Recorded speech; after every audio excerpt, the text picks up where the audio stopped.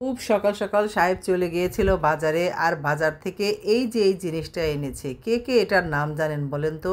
ছোটবেলায় এত খেয়েছি, এত পছন্দের এই জিনিস, একদম গাছে চলে উঠতাম।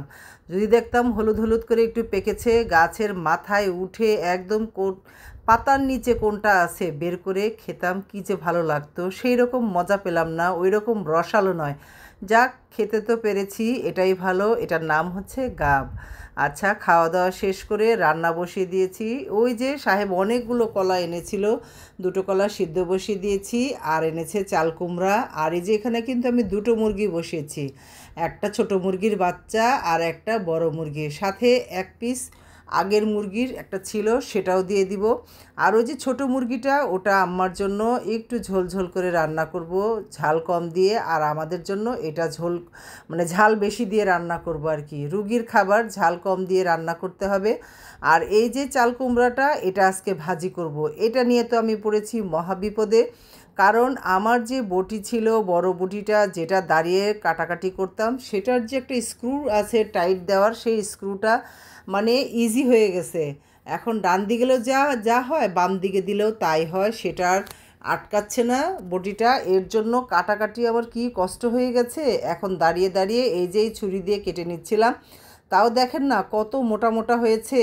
চাল কুমড়া অনেক কচি ছিল বলে তাও আমি কেটে নিচ্ছিলাম। যাক, এভাবেই কষ্ট করে কেটে নেই, বটিটা ঠিক না হওয়া পর্যন্ত এভাবেই কাটতে হবে।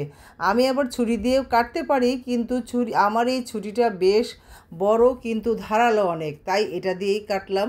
আর এই যে আনারস, দুটো আনারস ছিল, দুটো বললাম না, ভুল, মানে চারটা আনারস ছিল, সেখান থেকে আমি দুটো আনারস কেটে নিলাম। কেটে সবাই মিলে খেয়ে নিলাম। খেয়ে আর এই যে কুটা বাছা কিন্তু ততক্ষণে আমি করে ফেলেছিলাম। মুরগিও কেটে নিয়েছিলাম, আর ওই যে চাল কুমড়া, সেটাও আমি পুরোটাই ভাজির জন্য কেটে নিয়েছিলাম। কাটার পরে এখন আমি চাল কুমড়া ভাজিটাই ভাবলাম সবার আগে বসিয়ে দেই, রান্না হয়ে যাক। এটাতে আমি একটু পাঁচফোড়ন দিয়েছিলাম। পাঁচফোড়ন দিয়ে কিন্তু আমি হলুদ দেইনি। এর আগে হলুদ দিয়ে রান্না করেছিলাম, কেমন যেন ভালো লাগেনি, স্বাদ লাগেনি আর কি। আর আজকে আমি একদম হলুদ ছাড়া ভাজি করব। দেখতে একটু ফ্যাকাশে হবে, কিন্তু খেতে অনেক মজা হবে।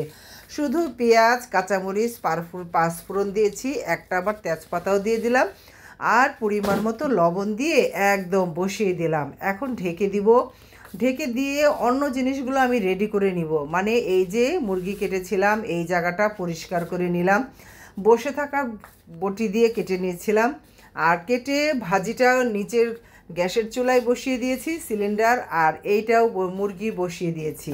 মুরগিটা কিন্তু ওই যে বাচ্চা মুরগি, ছোট মুরগি, এটা অল্প কষিয়ে একটু ঝাল কম দিয়ে রান্না করব ভেবেছিলাম, কিন্তু তাও বেশ ঝাল হয়ে গিয়েছিল।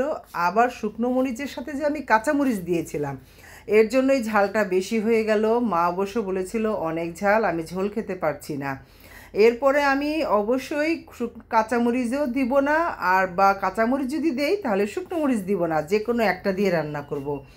আর এই যে ঝালওয়ালা মুরগিটা, সেটাও ভুনে নিলাম। এদিক দিয়ে ওই ছোট মুরগিটা আমি ঝোল দিয়ে বসিয়ে দিয়েছি, আর এই মুরগিটাও সুন্দর করে কষিয়ে নিয়েছিলাম। একদম সুন্দর করে কষিয়ে কষিয়ে অনেকক্ষণ কষিয়ে কিন্তু রান্না করেছি। যাক, এটা কষানো হচ্ছে। আর এই যে এদিকে আমার কলা ভর্তা, একদম কাঁচামরিচ, শুকনো মরিচ ভেজে, পেঁয়াজটাও হালকা ভেজে নিয়েছি, নিয়ে একদম সুন্দর ভর্তা মেখে নিয়েছি। এই যে এই ভর্তাটা খেতে গিয়ে যে ভালো লেগেছিল। আর এই যে দেখেন, মুরগি কিন্তু ঝালের মুরগিটাও হয়ে গেছে। আর এই যে আমার ভাজি। আর